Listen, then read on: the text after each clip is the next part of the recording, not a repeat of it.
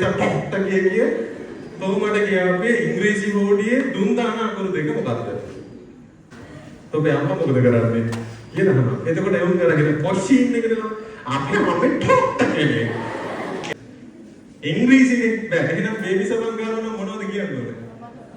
බබා සබන්. එරනම් ළමයි ඒ බැම්මේ ඒ බැක්කල ගෑල්ලේ hina වෙන්න බෑ. hina වෙන්න බෑ. එතකොට අර කි ගාව පිඹ තමයි. මම ඉතින් අහනවා හරිද?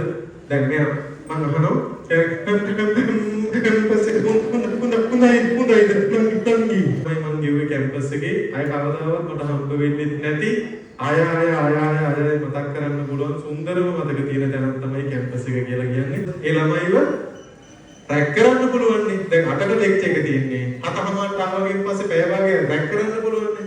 අපි ඉතින් එක ඒගොල්ලෝ රැක් කරනවා. සමහර කපටි කෙල්ල කරන වැඩක් ළමයි දැන් ඔයගොල්ලෝ හිතන්න ලෙක්චර් එක තියෙන්නේ 8ට නම් එවුන් එන්නේ 8:05ට විතර. එතකොට මොකද කරන්න වෙන්නේ?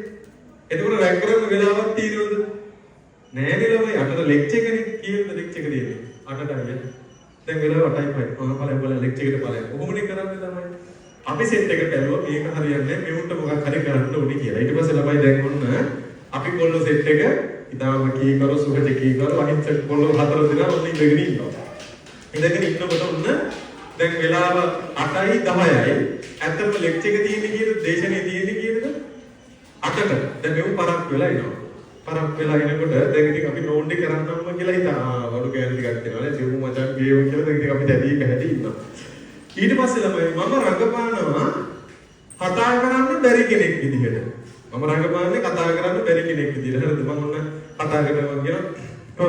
කැම්පස් එක හොඳයිද? කියනවා. ඊට පස්සේ ළමයි දැන් දෙපැත්තේ ඉන්නේ උන් ටික ඒක පරිවර්තනය කරලා කියනවා. මේ රහසින් කියනවා. එහෙම කියලා කියනවා. හොරෙන් හරිද? කතා කරන්න බෑ කියලා. ඒක උලින් අර කෙල්ලගේ පපුව පාත් වෙලා ඒ කතා කරන්න බැරි වුණොත් ඊට පස්සේ කියනවා. මම ඉතින් අහනවා හරිද? දැන් මෙයා මම අහනවා කැම්පස් එක හොඳයිද නංගි කියනවා. එතකොට ළඟ ඉන්න එක්කෙනා පරිවර්තනය කරනවා. මේ අය අහනවා කැම්පස් එක හොඳයිද කියලා. අර කෙල්ලේ තියෙන දුක හිතලා හොඳයි අයියා කියලා කියනවා. ඊට පස්සේ මොනවද සබ්ජෙක්ට් කරන්නේ මොනවද ඊට මේ අය මොකද කරන්නේ ළමයි පරිවර්තනය කරලා කියනවා මේ අය අහනවා සබ්ජෙක්ට් මොනවද කරන්නේ IT කරන්නේ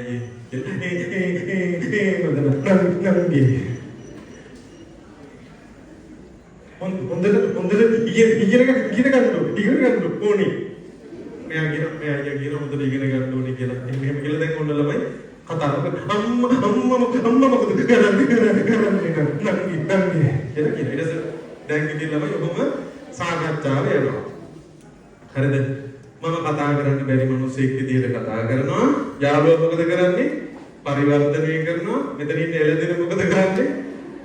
අම්මා අයියා අක්කා අයියා IT අයියා ඔහම කිව්ව දැන් ඉතින් ඒක දුක හිතලා කියනවා. මම ඊට පස්සේ අන්තිමේට අහනවා ළමයි මේ මොකද ඊයේ නංගි ලෙක්චර් එක තියෙන්නේ කියලා තේරුණාද කිව්වේ තේරුණා ඊයේ ලෙක්චර් එක පටන් ගන්න කියලා ඊට පස්සේ අර කියනවා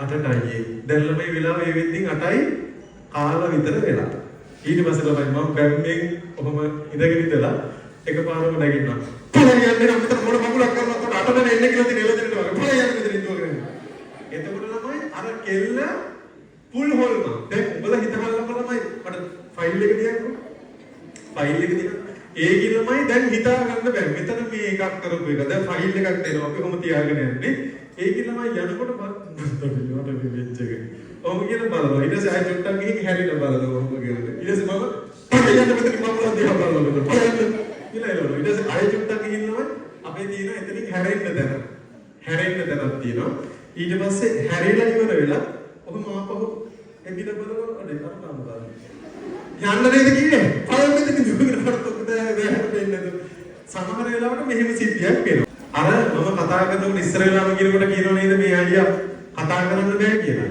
සමහර වෙලාවට මෙහෙම වෙනවා මම ඔන්න කියනකොට කොයිද යන්නේ නම් කියලා මොනවනේ.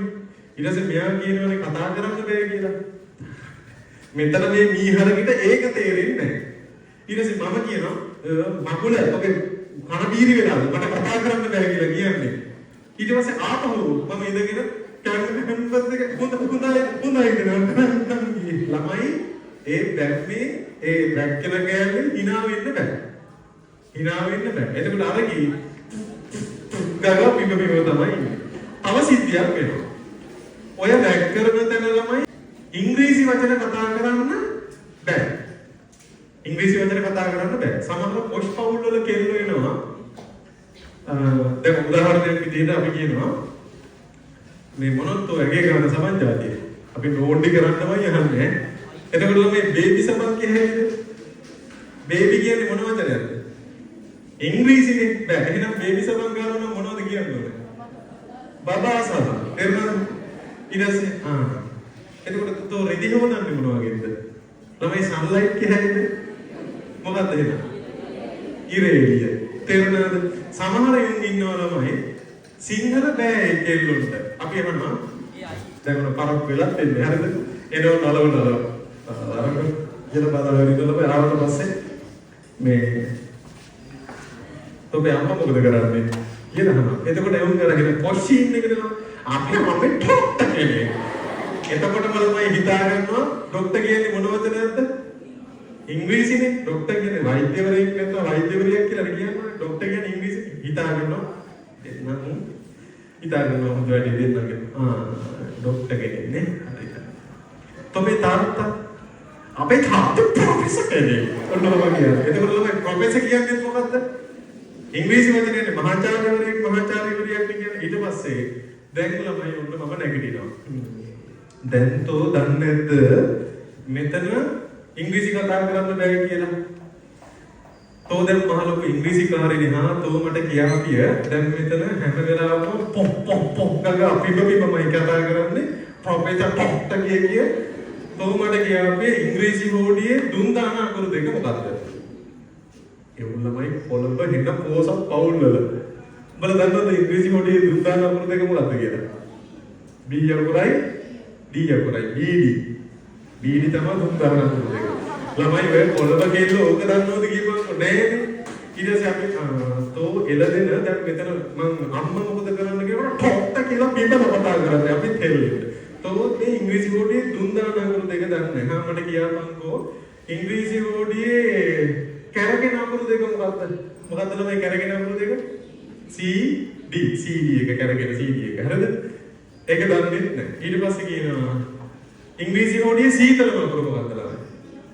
B. ඇයි AC මෙතන තියෙන ඉඳ. අන්න ඒ වගේ ළමයි. එතකොට එවුන් දැන් නෑනේ වුණ. ඊට පස්සේ ඒ ටික බයිට් කරලා නෝටි කරලා යනවා. යන්න කැම්පස් එකට. කැම්පස් එක කියලා කියන්නේ මාර ලස්සන මගේ ජීවිතේ මම ගෙවපු ලස්සනම කාලේ තමයි මම ගෙවුවේ කැම්පස් එකේ. අය කවදාවත් මට හම්බ වෙන්නේ නැති ආය මතක් කරන්න පුළුවන් සුන්දරම මතක තියෙන තැනක් තමයි කැම්පස් එක කියලා කියන්නේ. පුළුවන් නම් යන්න හැම කෙනෙක්ම මහන්සි වෙන්න යන්න මාර නිදහස් තැනක්. ගිහින් සෑහෙන දේවල් ඉගෙන ගන්න පුළුවන් තැනක්.